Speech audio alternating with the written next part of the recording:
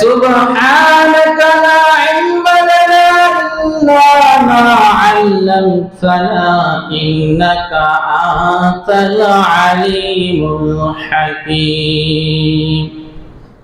আলহামদুলিল্লাহ, সকল প্রশংসা, সকল শুকর এবং সুজুদ ওই রব্বে কারিমের দরবারে, যে রব্বে কারিম দয়াময়, পরম দয়াময়, অসীম করুণাময় আল্লাহ তার অসংখ্য বান্দাদের মধ্য থেকে আমাদেরকে নির্বাচন করে, নির্বাচিত করে, দয়া করে, মায়া করে, ভালোবাসে আমাদের প্রতি তার রহমত, খাস বরকত বর্ষণ করে। আল্লাহ তাআলা পবিত্র জুমার দিনে কত পবিত্র হয়ে তার ডাকে সাড়া দিয়ে জুমার নামাজ আদায় করার উদ্দেশ্যে আল্লাহ তাআলা আমাদেরকে তার ঘর মসজিদে আসা এবং বসার তৌফিক দান করেছেন। এই জন্য হৃদয়াঙ্গন থেকে, অন্তরের অন্তরস্থল থেকে মন প্রাণ উজাড় করে আমরা ওই রবের প্রশংসা করি, আকাশ বাতাসকে প্রকম্পিত করে সবাই একই আওয়াজে, একই সুরে, দেহের সবটুকু শক্তি কণ্ঠ শরাবের মধ্যে বরাবর এনে ওই রবের প্রশংসা করি, আকাশ বাতাসকে মুখরিত করে সবাই বলি আলহামদুলিল্লাহ। শান্তি বর্ষিত হোক মানবতার মুক্তি জনাব হাফেজ মুহাম্মদ আহমদ মুস্তাফা সাল্লাল্লাহু আলাইহি ওয়াসাল্লাম। আল্লাহুম্মা সাল্লি ওয়া সাল্লিম আলা নবিয়িনা মুহাম্মাদিন সাল্লাল্লাহু আলাইহি ওয়াসাল্লাম। সম্মানিত উপস্থিতি, মুসল্লিয়ানে কেরাম, আমাদের ধারাবাহিক আলোচনার বিষয়বস্তু রাসূলের সিরাত। গত সপ্তাহে আমি থাকতে পারি নাই। গত সপ্তাহে হুজুরে কি বিষয়ে আলোচনা করছিলেন? রাসূলের সিরাত থেকে আলোচনা করছিলাম, আমি শুনছিলাম রাসূলের মিরাজ থেকে। আমি পূর্ব ঘোষিত আমার আলোচনার বিষয়বস্তু আপনাদেরকে জানিয়ে দিয়েছিলাম যে না, আমরা রাসূলের হিজরত থেকে আলোচনা করব। হিজরত থেকে আলোচনা করব। আজকে হিজরত থেকে আমরা আলোচনা করব, যতটুকু সময় আমাদের হয়, সময় সাপেক্ষে সংক্ষিপ্ত সময়ে কোরআন হাদিস থেকে তথ্যের বিবরণের মাধ্যমে আমরা রাসূলের এবং সাহাবীদের হিজরত সম্পর্কে কিছু কথা আলোকপাত করব আপনাদের সামনে ইনশাআল্লাহুল আজিজ। শুরুতে আমরা জানি হিজরত কি। হিজরত শব্দের অর্থ কি? হিজর শব্দের শাব্দিক অর্থ হলো ত্যাগ করা, বিরত থাকা, বাদ দেওয়া। পারিভাষিক সংজ্ঞা, হিজর শব্দের পারিভাষিক সংজ্ঞা হইল, এটা ডেফিনিশন হইল, হিজরত কাকে বলে? আল্লাহ সন্তুষ্টির উদ্দেশ্যে কোনো বস্তু, স্থান বা কোনো ব্যক্তিকে পরিত্যাগ করাকে হিজরত বলে। মূল হিজরত হইল দারুল হারব বা দারুল খৌফ, যেখানে মুসলমানদেরকে তার দিন পালন করতে কষ্ট হয়, কাফেরদের নির্যাতনের কারণে দ্বীনের হুকুম আহকামগুলো পালন করতে পারে না। এরকম স্থানে যদি কোনো মুসলমান থাকে তাহলে দারুল আমান অথবা দারুল ইসলাম বা দারুল আমান, যেখানে গেলে মুসলমানরা দিন সঠিকভাবে আদায় করতে পারবে, যেখানে তাদের ফরজ বিধান পালন করতে গিয়ে বাধা দিবে না, এরকম জায়গায় যাওয়াকে কি বলে? হিজরত বলে। হাদিসে আছে আল মুহাজিরু মান হাজারা মা নাহাল্লাহু আনহু, আল্লাহ তাআলা নিষিদ্ধ বস্তু থেকে নিজেকে বিরত রাখা, এটাও এক ধরনের হিজরত। কেউ যদি পাপ ছেড়ে দেয় তাহলে সে হিজরত করলো। কিসের সাথে হিজরত করলো? পাপের সাথে। মানে পাপ বাদ দিলে এটা হিজরত করা, এই পাপ ত্যাগ করা। আর মূল হিজরত হলো কি? আল্লাহ সন্তুষ্টি অর্জনের জন্য। যদি এরকম হয় আমাদের শ্যামপুরে বা আমাদের বাংলাদেশে যে আমরা ধর্ম ঠিক মতো পালন করতে পারতেছি না, আমাদের নামাজ পড়তে আইলে মানুষ নামাজ পড়তে দেয় না, আমাদের মধ্যে গুলি মারে, বোমা মারে, অথবা আমাদের কতল করে, অথবা ফিদায় প্রহার করে, তখন আমাদের উচিত এই দেশ ত্যাগ করে এমন একটা স্থানে যাওয়া যেখানে আমরা সুন্দরভাবে, স্বাচ্ছন্দ্যভাবে আমাদের ধর্ম, আমাদের ইসলাম পালন করতে পারবো। এটা কি বলে? فالذين هاجروا وأخرجوا من ديارهم وأوذوا في سبيلي فالذين هاجروا হিজরত করেছেন কারা? সাহাবীরা। কাদের কথা বলা হয়েছে এখানে?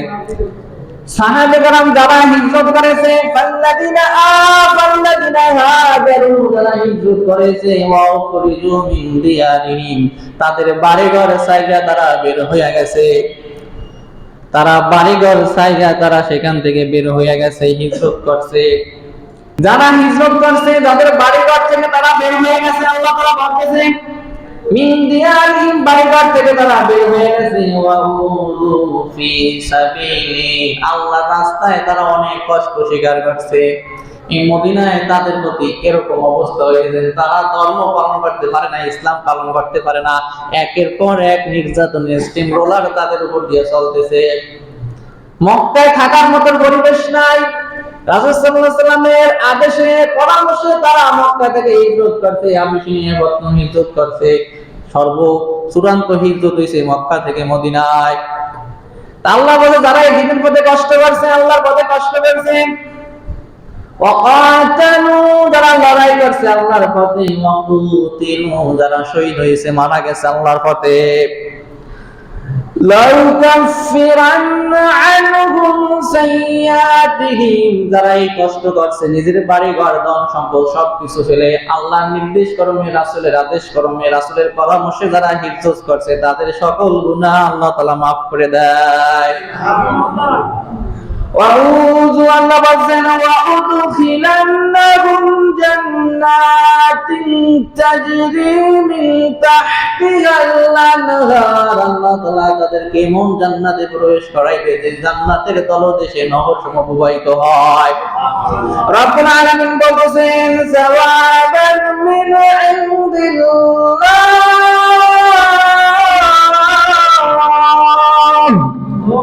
সাওয়াবান মিন ইনদিল্লাহ, এটা হলো এই জান্নাতটা হলো কার পক্ষ থেকে? প্রতিদান, আল্লাহর পক্ষ থেকে আল্লাহ তাআলা এই জান্নাত দান করবে। রব্বুল আলামিন এই জান্নাত সম্পর্কে বলতেছেন আল্লাহু ইনদাহু হুসনুস সাওয়াব, আর উত্তম প্রতিদান কার কাছে আছে?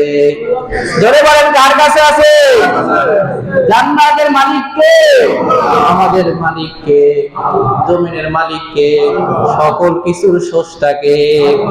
আল্লাহ বলতেছেন যারা আল্লাহর রাস্তায় কষ্ট করে, যারা হিজরত করে, তাদের গুনাহগুলো মাফ করে দিয়ে তাদেরকে আল্লাহ তাআলা তার জান্নাতে প্রবেশ করাইবেন। সুবহানাল্লাহ। ফরজ হিজরত, হিজরত আবার ক্ষেত্র বিশেষে ফরজ হয়। যেরকম রাসূল সাল্লাল্লাহু আলাইহি ওয়াসাল্লাম মদিনায় হিজরত করতে বলে সবাইকে, যেভাবে পারো তোমরা মক্কা ত্যাগ করে মদিনায়, রাসূল হিজরত করে চলে গেছে। মক্কা বিজয়ের আগ পর্যন্ত তৎকালীন যারা মুসলমান ছিল তাদের জন্য মদিনা থেকে, মক্কা থেকে মদিনায় যাওয়া কি ছিল? কি ছিল? ফরজ ছিল। এটা আল্লাহ বলেন কোরআনে সূরা নিসার মধ্যে 57 নম্বর আয়াত সূরা নিসা। আল্লাহ তাআলা বলেন ইন্নাল্লাযীনা তাওয়াফাহুমুল মালাইকাতু যালিমি আনফুসিহিম ক্বালু ফীমা কুনতুম, ইন্নাল্লাযীনা, যাদেরকে, নিশ্চয়ই যাদেরকে, তাওয়াফাহুমুল মালাইকাতু, ফেরেশতা তাদের জান কবজ করে, যখন ফেরেশতা তাদের সামনে তাদের জান কবজ করতে আসে, যালিমি আনফুসিহিম, তারা নিজেদের প্রতি জুলুম করেছে, মানে রাসূলের কথা না মাইনা মক্কায় তাদের বাড়ি ঘরে তারা রয়ে গেছে, মক্কা থেকে হিজরত করে মদিনায় যায় নাই, তারা নিজেদের প্রতি জুলুম করছে, অন্যায় করছে। রব্বুল আলামিন বলে যখন তাদের এই জান কবজ করার জন্য ফেরেশতা আসে, ক্বালু ফীমা কুনতুম, তখন তাদেরকে ফেরেশতারা বলে তোমরা কি রূপে ছিলা সেখানে? কেন তোমরা ওই জালিমদের সাথে ছিলা? যেখানে ধর্ম পালন করতে পারবা না সেখানে কেন অবস্থান করলা? কেন রাসূলের সাথে হিজরত করলা না? রাসূলের আদেশ তোমরা মানলা না? ক্বালু, তারা বলে কুন্না মুস্তাদআফিনা ফিল আরদ, আমরা পৃথিবীর মধ্যে ছিলাম দুর্বল, আমাদের শক্তি সামর্থ্য ছিল না।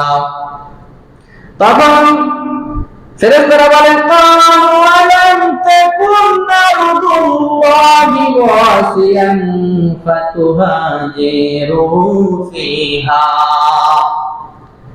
তোমরা কেন ওখান থেকে বের হইতে পারলা না? আল্লাহ ফেরেশতা তখন বলে ক্বালু আলাম তাকুল আরদা, আলাম তাকুন আরদুল্লাহি, তোমাদের জন্য কি আল্লাহর কোনো জমিন ছিল না? ওয়াসিআতান ফাতুহাজিরু বিফিহা, তার মধ্যে তোমরা বের হইয়া সেখানে যাইবা, সেখানে গিয়া তোমরা দিন পালন করবা, এমন কি জমিন তোমাদের কাছে ছিল না, পৃথিবীতে ছিল না? ফেরেশতারা প্রশ্ন করবেন তাদেরকে।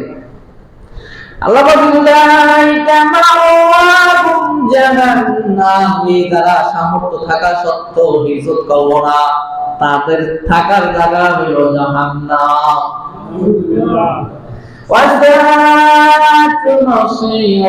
এটা খুবই খুবই নিকৃষ্ট জায়গা, খুবই খারাপ জায়গা, খুবই শাস্তির জায়গা। রব্বুল আলামিন বলছে, তবে ইল্লাল মুস্তাদআফিনা মিনার রিজালি ওয়ান নিসাই, যারা দুর্বল বার্ধক্যে পরিণত হয়ে গেছে, নারী এবং পুরুষ, যারা হাঁটতে চলতে পারে না, যাদের হিজরত করার ক্ষমতা নাই, তাদের ব্যাপারে এই আইন প্রযোজ্য হবে না, তারা জাহান্নামী হবে না। যারা পারে না, সামর্থ্য ছিল না, কিন্তু হাঁটতে পারে না, চলতে পারে না, এরকম বৃদ্ধ আছে না? মিনার রিজালি ওয়ান নিসাই, নারীদের মধ্যে, পুরুষদের মধ্যে, ওয়াল উইলদানি, এবং শিশুদের মধ্যে। শিশুদের তো শক্তি সামর্থ্য ভাবে নাই, হিজরত করার মতো ওরকম সামর্থ্য তাদের নাই। লা ইয়াসতাতিউনা হিলাতাও, তাদের কোনো উপায় ছিল না যেটা তারা করতে সক্ষম হবে, তাদের কোনো এরকম উপায় ছিল না। ওয়ালা ইয়াহতাদুনা সাবিলা, তাদের অন্য কোনো পথ ছিল না, তাদের জন্য এই আইন প্রযোজ্য হবে না, তাদেরকে জাহান্নামে যাওয়া লাগবে না। কিন্তু সামর্থ্য থাকা সত্ত্বেও যারা মক্কা থেকে মদিনায় হিজরত করলো না, ওখানেই মারা গেল, তাদেরকে আল্লাহ বলে জাহান্নাম দিবে। রব্বুল আলামিন বলতেছেন, উলাইকা আফাল্লাহু ওয়া ইয়াফু আনহুম, তাদের গুনাহগুলো আল্লাহ মাফ করে দিবেন, যারা দুর্বল ছিল, যারা শিশু ছিল। ওয়া কানাল্লাহু গফুরান গফুরা, দয়াবান, ক্ষমতাশীল, দয়াবান, মেহেরবান কে? আল্লাহ।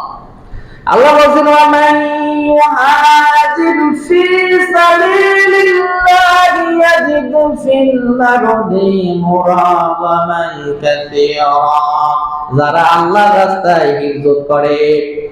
ওয়া মান ইউজাহিদ ওয়া মান ইউহাজির ফি সাবিলিল্লাহ, যারা আল্লাহর রাস্তায় হিজরত করবে, ইয়াজিদ ফিল আরদি মুরাগামান কাসীরা, তারা পৃথিবীতে অনেক এমন জমিন পাইবে যেখানে তারা উত্তমভাবে বসবাস করতে পারবে।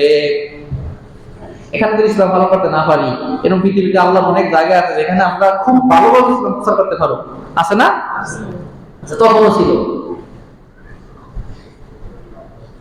আল্লাহ বলতেছেন, ওয়া মান ইয়াখরুজ মিন বাইতিহি মুহাজিরান ইলাল্লাহি ওয়া রাসূলিহি, ওয়া মান ইয়াখরুজ, যে ব্যক্তি বের হবে, মিন বাইতিহি, তার ঘর থেকে, মুহাজিরান ইলাল্লাহি ওয়া রাসূলিহি, আল্লাহ এবং তার রাসূলের জন্য, দুনিয়ার কোনো কারণে না। দিন প্রচার করতে গিয়ে বাবা ভ্রান্ত হয়, দিন প্রচার করতে পারে না, যেমন বাংলাদেশেরও মানুষ হিজরত করে অন্য রাষ্ট্রে গেছে না। দৃষ্টান্ত হইল মিজানুর রহমান আজারি, দৃষ্টান্ত হইল, নাম কি মনে আছে আপনাদের? মুফতি কাজী ইব্রাহিম, এখন আসছে বাংলাদেশে। এরকম অনেকেই বাংলাদেশে থাকতে পারে না, বাংলাদেশ থেকে হিজরত করিয়া আলেম এবং বয়সে আলেম অনেক রাষ্ট্রে ছিল, পালায়া ছিল না, কারণ তারা সত্য কথা বলতে পারে না। কখনো মক্কায় তারা সত্য কথা বলতে পারতো না, তারা হিজরত করিয়া মদিনায় চলে গেছে।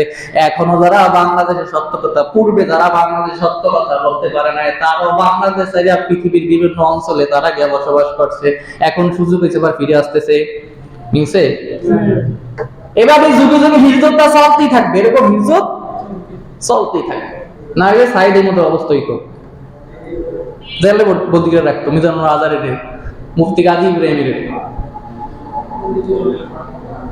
আল্লাহ তাআলা বলতেছেন,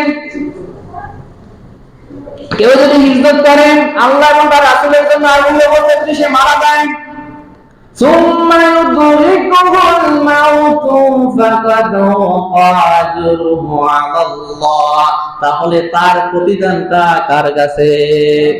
আল্লাহ বলে, আমার কাছেই তার প্রতিদান, আল্লাহর কাছেই হলো তার প্রতিদান। ওয়া কানাল্লাহু গফুরার রহিমা, নিশ্চয়ই আল্লাহ তাআলা দয়াবান, আল্লাহ তাআলা করুণাময়। আল্লাহর থেকে দয়ার কারো আছে? আল্লাহর থেকে আর কারো দয়া নেই। আয়াত বললে তো অনেক বলতে পারবো হিজরত সম্পর্কে, কোরআনে বিভিন্ন আয়াত আল্লাহ হিজরত সম্পর্কে বলছে। হিজরত আমরা জানলাম কি, কোন জায়গায় যদি ইসলাম পালন করতে, দারুল হারাম বা খওফ, যেখানে ইসলাম পালন করতে দেয় না, বিভিন্নভাবে চাপ সৃষ্টি করে, অত্যাচার করে, তাহলে সেখানে মুসলমানদের উচিত এই পৃথিবীর এমন জায়গায় যাওয়া যেখানে গিয়া তারা স্বাচ্ছন্দ্যের সাথে তাদের ধর্ম কর্ম পালন করতে পারে। এটার নামে কি হিজরত। আর নফসের সাথে হিজরত করা, নফসের সাথে কি করা, পাপ ছেড়ে দেওয়া, এটা এক ধরনের হিজরত। কিন্তু চূড়ান্ত হিজরত হলো দেশ ত্যাগ করা, ইসলাম ত্যাগ করা, প্রথম হিজরত।